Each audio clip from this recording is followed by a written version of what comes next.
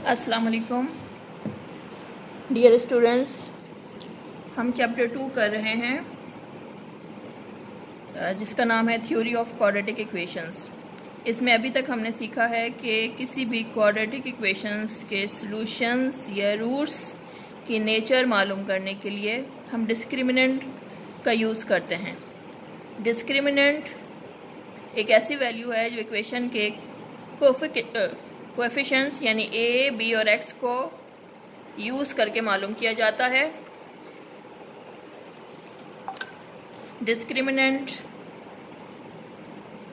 जिसकी value b square minus 4ac होती है, अगर इसकी कीमत ज़ीरो निकल आए, इसकी वैल्यू ज़ीरो निकल आए, इसको कैलकुलेट किया जाए और वैल्यू ज़ीरो आ जाए, तो हम कहते हैं नेचर क्या है कि रूट्स जो हैं वो इक्वल होंगे, यानी कि जो x की दो वैल्यूज़ आएंगी वो दोनों ही बराबर होंगी और रियल रूट्स होंगे, यानी वो कॉम्प्लेक्स नंबर नहीं होंगे।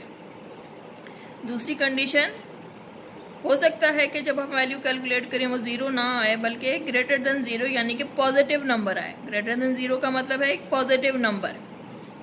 इसका मतलब है कि जो रूट्स हैं x की दो वैल्यूज़ निकलेंगी इक्वेशन को सॉल्व करने के बाद वो अनइक्वल होंगी और रियल वैल्यूज़ होंगी। अब तीसरी कंडीशन कि अगर वो ज़ीरो भी नहीं है, वो पॉजिटिव वैल्यू भी नहीं है, तो फिर वो नेगेटिव वैल्यू होगी, यानी कि लेस देन ज़ीरो रिज़ल्ट आएगा। ऐसे केस में हम नेचर के बारे में क्या कहेंगे कि roots are unequal and complex conjugate roots, यानी कि एक वैल्यू जो है x की वो कॉम्प्लेक्स नंबर होगा और दूसरी वैल्यू उसी का कॉन्जुगेट होगा। तो ये तीन कंडीशन में से कोई एक कंडीशन से हमें वास्ता पड़ता है और हम नेचर के बारे में बता देते हैं। अब अगर नेचर जो है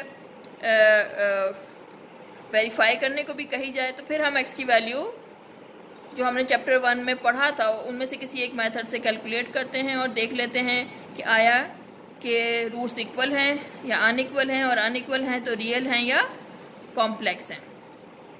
अब हम चल रहे हैं अपने नए ऑब्जेक्टिव की तरफ, जिसमें हमने फाइंड करनी है value of any unknown value.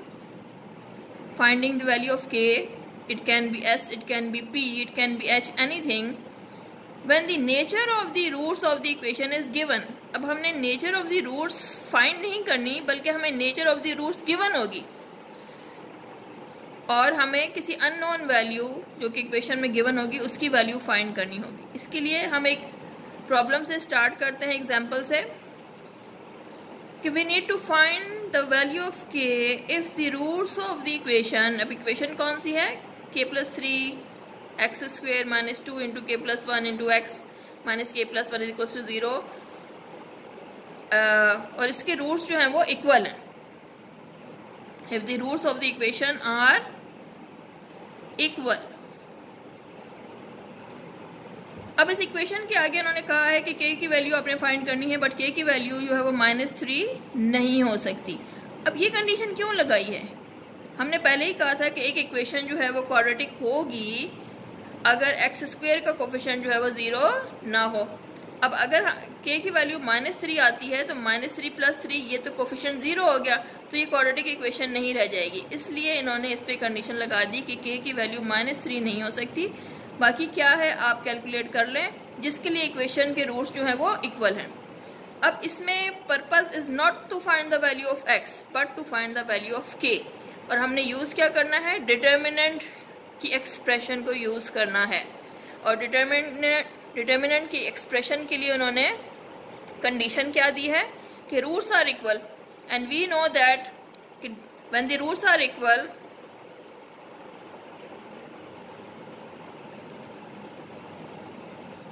तो डिस्क्रिमिनेंट जो है वो ज़ीरो होना चाहिए। अब इस इक्वेशन में आप देखें, गिवन इक्वेशन में ये ऑलरेडी स्टैंडर्ड फॉर्म में है। एक्स स्क्वायर का कोफिशिएंट, एक्स का coefficient constant term equals to zero. अगर हम इसको कंपेयर करें, comparing ax square plus bx plus c equals to zero, तो a हमारे पास यहाँ पे किसके बराबर है? k plus 3। b हमारे पास यहाँ किसके बराबर है? -2 into k plus 1, और c हमारे पास बराबर है -k+1।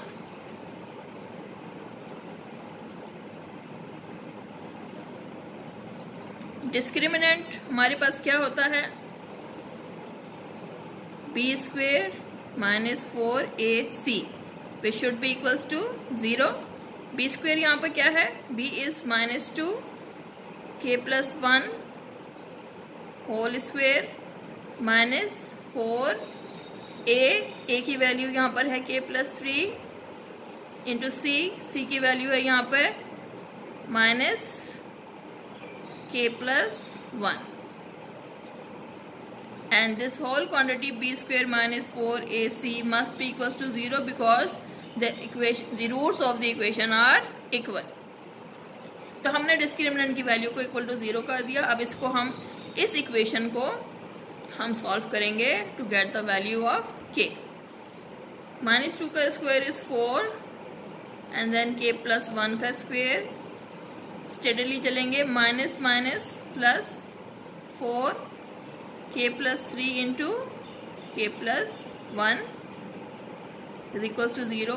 4 हम दोनों में से, दोनों ये एक टर्म है ये दूसरी टर्म है, दोनों में से 4 कॉमन निकाल दें, k+1 का स्क्वायर कर दें, a+b होल स्क्वायर के फार्मूले से खोलें, k² + 2k+1 प्लस 4 हम बाहर ले चुके हैं ऑलरेडी, k+3 और k+1 को मल्टीप्लाई करें, k² + 1k + 3k 4k + 3 3 × 1 3। मैंने 2 स्टेप्स को एक ही स्टेप में कर लिया है, k × k k² और फिर आपके पास है 3k और 1k is 4k and then 3 × 1 is 3 is equals to 0। Now dividing both sides of the equation by 4, तो ये 4 यहाँ से ख़त्म हो गया और 0 डिवाइडेड बाय 4 विल बी, ये भी 4 से डिवाइड कर दें, ये भी 4 से डिवाइड कर दें, तो आपके पास बचेगा k² and k² is 2k², 2k and 4k is 6k, 3 and 1 is 4 equals to 0। 2 इसमें से फिर कॉमन निकाल लीजिए, k² + 3k + 2 equals to 0। Dividing by 2 we are left with 3k + 2। अब हम सिर्फ इसको k के लिए सॉल्व कर रहे हैं। Now this equation has become quadratic in k। k में क्वाड्रेटिक हो गई है। क्वाड्रेटिक इक्वेशंस को हमें सॉल्व करने का method hopefully by factorisation method we will get k² + 2k + 1k + 2 is equals to 0। k common आया, k + 2 is equals to 0, we get k + 2 and k + 1 equals to 0। और यहाँ से हमारे पास k की एक वैल्यू जो है वो -2 और एक वैल्यू जो है वो 1 आ गई। सो k की क्वेश्चन क्या था, for find the value of k when the nature of the roots is given. तो nature of the root was कि आपके पास जो है इक्वेशन गिवन थी और nature of the root was के roots are equal. Roots are equal means कि डिस्क्रिमिनेंट की वैल्यू 0 होगी।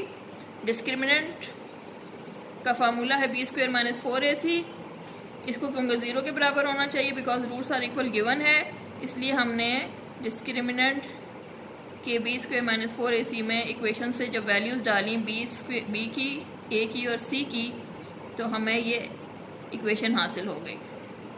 हमें जब भी कोई अननोन फाइंड करना होता है हमें इक्वेशन चाहिए होती है, वो इक्वेशन हमें हासिल हो गई। अननोन क्या है, k है। इसको जब हम सिंप्लीफाई करते हैं और सॉल्व करने की तरफ जाते हैं तो हमारे पास k की 2 वैल्यूज़ आ गई, k is equals to -2 and k is equals to -1।